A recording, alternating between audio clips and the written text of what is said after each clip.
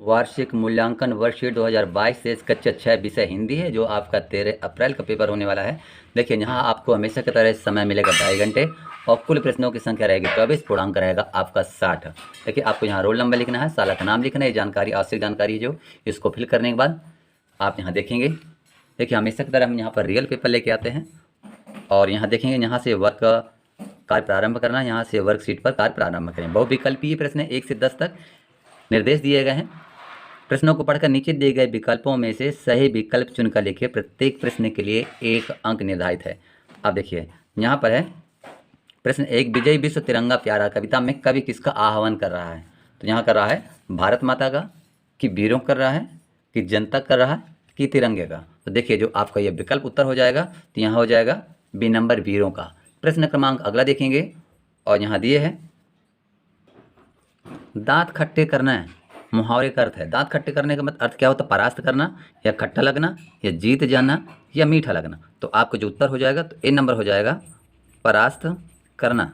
परास्त करना हो जाता है दांत खट्टे करने का अर्थ। मेहनती शब्द का अर्थ होता है आलसी होता है, कामचोर होता है, परिश्रमी होता है, या आकर्मण्य होता है। तो जो आपका उत्तर है, तो यहाँ सी नंबर रहेगा और इसका हो जाता है परिश्रमी। सुधा का अर्थ होता है, अब ये अगला शब्द है, सुधा का अर्थ होता है अमृत होता है, विष होता है, पानी या दूध होता है। तो इसका उत्तर हो जाएगा ए नंबर, अमृत। अगला प्रश्न देखते हैं, तो आ जाता है, पाठ कटुक वचन मत बोल के अनुसार शरीर में सबसे अच्छा और सबसे बुरा अंग कौन सा है? ये भी 1 नंबर का है। तो नाक है, कि दांत है, कि जीभ है, कि कान है। तो इसका जो हो जाएगा उत्तर, तो सी नंबर जीभ हो जाता है। अगला प्रश्न देखते हैं, कटुक वचन मत बोल पाठ में राजा ने स्वप्न में क्या देखा? अब देखिए, उसके कान फट गए, उसके पैर टूट गए, या सी नंबर उसके दांत टूट गए, या उसके हाथ टूट गए। तो आपको पता होगा क्या होता है इसका? तो उत्तर था उसके दांत टूट गए, ये सपने में उसने देखा था। वाक्य की पूर्णता पर लगाया जाता है। वाक्य की पूर्णता पर क्या लगाया जाता है? अल्प विराम, पूर्ण विराम, या योजक चिन्ह। तो दोस्तों, इसके जो 4 विकल्प हैं, 4 में से जो आपका उत्तर रहेगा वो रहेगा यहाँ पर सी, पूर्ण विराम। क्या हो जाएगा? पूर्ण विराम होता है। अगला प्रश्न देखेंगे, तो अगला प्रश्न हो जाता है, दिनेश गीत गाता है।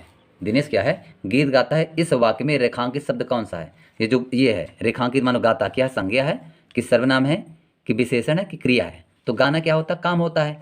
काम का मतलब है क्रिया। तो आपको यहाँ पर डी लिख देना है, क्रिया। दोस्तों, welcome to our YouTube channel MP की टीचर। दोस्तों, वीडियो को लाइक, शेयर, कमेंट और चैनल को जरूर सब्सक्राइब कीजिए।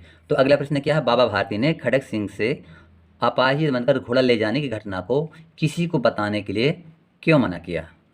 क्यों मना किया था? तो 4 विकल्प दिए, वरना लोग घोड़ा रखना बंद कर देंगे, वरना लोग गरीबों की सहायता नहीं करेंगे। तो देखिए, इसमें से क्या हो जाएगा? इसका जो विकल्प है बी नंबर सही रहेगा। ये किसी भी क्रम में आ सकता है। यहाँ पर आपका हो जाएगा, वरना लोग गरीबों की सहायता नहीं करते।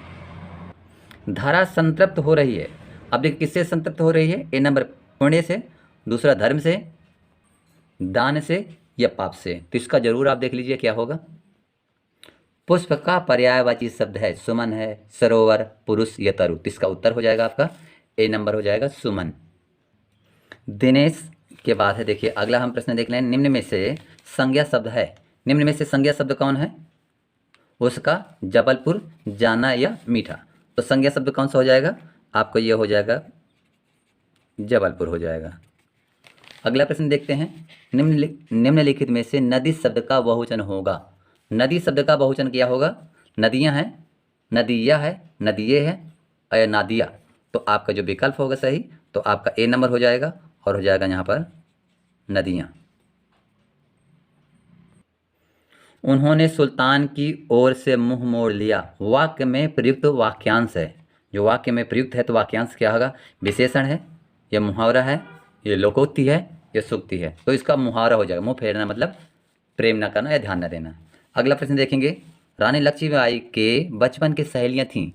रानी लक्ष्मीबाई की सहेलियां कौन थी? चाकू छुरी थी, तो बंदूक थी, या बर्छी ढाल थी, या तीर कमान थी। तो डी नंबर आपका सही रहेगा, तीर कमान। इसके बाद अगला प्रश्न देखते हैं, तो सही वर्तनी वाला शब्द बताइए। सही वर्तनी वाला शब्द कौन सा हो जाएगा? प्रार्थना, प्रार्थना। तो आपका ये बी नंबर सही रहेगा। लघुत्तरीय प्रश्न है 11 से 20 तक। नीचे दिए गए प्रश्नों के उत्तर 2 से 3 वाक्य में देना है और प्रत्येक प्रश्न के लिए आपको यहाँ पर 3 अंक मिलेगा दोस्तों हमेशा की तरह। यहाँ देखेंगे प्रश्न क्रमांक 11 है, अपने साथी की मदद करने के लिए आप क्या क्या कर सकते हैं। अपने दोस्त की मदद करने के लिए क्या क्या करेंगे आपको लिखना है। अगला प्रश्न है, आप साहस, वीरता और स्वाभिमान के लिए कौन कौन से कार्य करना चाहोगे। अगला प्रश्न देखते हैं, तो नीचे दिए गए शब्दों के दो दो पर्यायवाची शब्द लिखिए। आसमान का, तो आसमान का क्या हो जाता है, गगन होता है और आकाश भी होता है, ये आपका आकाश हो जाएगा। फूल का एक सुमन होता है और कुसुम भी होता है, पुष्प भी होता है, पुष्प। सूरज का दिवाकर होता है और रविकर भी होता है, रवि भी होता है, इसको आप लिख देंगे। अगला प्रश्न आ जाता है, हड़प नीति क्या है, लिखिए हड़प नीति। 3 नंबर के भी प्रश्न है, हड़प नीति क्या, पैतृक वारिस न होने में सर्वोच्च सत्ता कंपनी के द्वारा अपने अधीनस्थ क्षेत्रों को ब्रिटिश साम्राज्य में मिलाने की नीति को हड़प नीति कहते हैं। अगला प्रश्न देखेंगे, यहाँ वीरों से काल कब डरने लगता है। वीरों से काल कब डरने लगता है, इसके बारे में आपको लिखना है, देख लीजिएगा। पक्के इरादे वाले वीरों से काल डरने लगता है। अगला प्रश्न देखते हैं, तो यहाँ आ जाता है, शरीर में जल की मात्रा कम हो जाए तो क्या होगा। देखिए, शरीर में पानी की कमी हो जाने पर हमारे खून का कुछ आयतन यानी खून की मात्रा जो होती है कम हो जाती है, जिससे लो ब्लड प्रेशर की समस्या पैदा हो जाती है। अगला प्रश्न है आपका, नीचे दिए गए शब्दों के विलोम शब्द लिखिए। आना का विलोम शब्द हो जाएगा जाना, गर्म का विलोम शब्द होता है ठंडा, और अपना क्या होता है विलोम या उल्टा पराया। अगला प्रश्न दोस्तों यहाँ पर आ जाता है, और प्रश्न है, सम्राट अकबर किस पवित्र जमीन को सलाम करते हैं। कौन सी पवित्र जमीन थी जिसको सलाम करते थे। तो सम्राट अकबर हिंदुस्तान की पवित्र जमीन को सलाम करते थे, क्योंकि ये इस जमीन से बहुत प्रभावित थे।